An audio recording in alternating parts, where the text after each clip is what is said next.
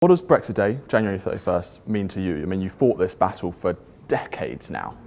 There are arguments to come down the line about how we do this, what the shape of it is. But let's be in no doubt. 31st of January, 11 p.m.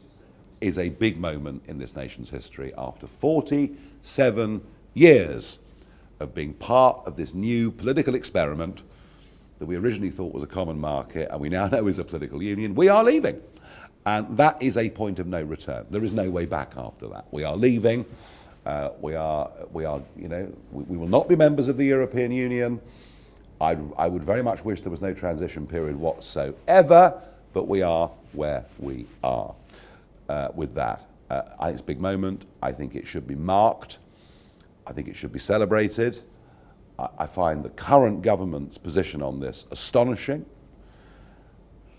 You know, I announced that the Leave Means Leave cross-party, no-party group I put an application in to have an event in Parliament Square. We had a political event there on March the 29th last year, the day we were due to leave, and it was a big success. It passed off with that incident. So we've got a track record of organising big public events. We know what we're doing. And immediately there was a response from Number 10, from some little press officer, sort of saying, well, there's no need to have a party. The government are organising events. Really? What are they organising? And on Big Ben, look, the bell rang for Remembrance Sunday. The bell rang at New Year's Eve, and apparently it's impossible for the bell to ring on the 31st of January. And Boris Johnson sort of tries to laugh and joke. Oh, well, if people want to donate money, crowdfunding, then I'm sure we can ring the bell. £500,000 is what they were asking for. And now we're told, even if they raise the money, it's not going to happen. And I get the feeling that the government are embarrassed by Brexit. They don't believe in it. Does Boris believe in it? I hope so. But do you believe so, really? I mean, if he's refusing with the Big Ben thing. Do you know, can you imagine another world leader? They just would have said 2 weeks ago, do it. And even if the cost of the project was £500,000, that is a fraction of what we're spending doing up the Palace of Westminster. We're spending hundreds of millions doing it. And hey, £500,000 is also a tiny percentage of what we pay the European Union every single day. So I think, Boris, I'm sorry, but this is an absolute failure of leadership. I guess it's because half the cabinet are still Remainers. They are embarrassed by Brexit, not proud of it. And I think I can just see now American television, which will cover Brexit in a big way because they know that it's a big part of Donald Trump's narrative. And Donald Trump himself believes he wouldn't have won in 2016 if Brexit hadn't come first. And I can just see the American media just laughing at us. Now, here's Parliament Square at 11 o'clock. An independent Britain can't even make a bell ring. I think it's absolutely shocking. And that's why you think it's so important, right?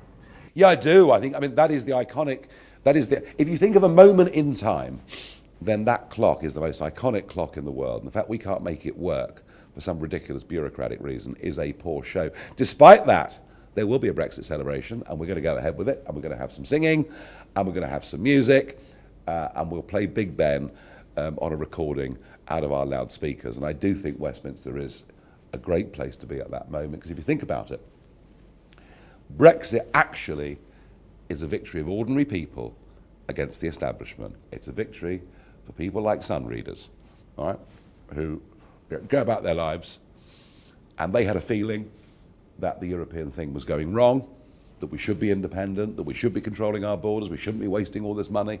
That was what they felt. Every party in Westminster was Remain. Every big business was Remain. Every trade union was Remain. Even a few years ago, there was almost nobody in the whole of Parliament who backed the idea of leaving the European Union, and now it's happening. So this is a real victory for ordinary folk who've stood up to be counted, and that's what I'm celebrating more than anything else. What I'm celebrating on the 31st of January is the fact that in a democracy, difficult though it may be, if people believe in something enough, they can get their way. Well, look, Nigel, I hope your parents are proud of you. I mean, you've spent so much time doing this. You've become leader of UKIP, leader of Brexit Party, won 2 national elections, won a referendum campaign. If I were them, I'd be extremely proud. Well, that's very nice of you, but I have a sense that if Boris Johnson gets this right, that we will be, in 2 or 3 years' time, back to a period of optimism, of real economic growth, and a sense of who we are in the world. We are much more than a star on somebody else's flag.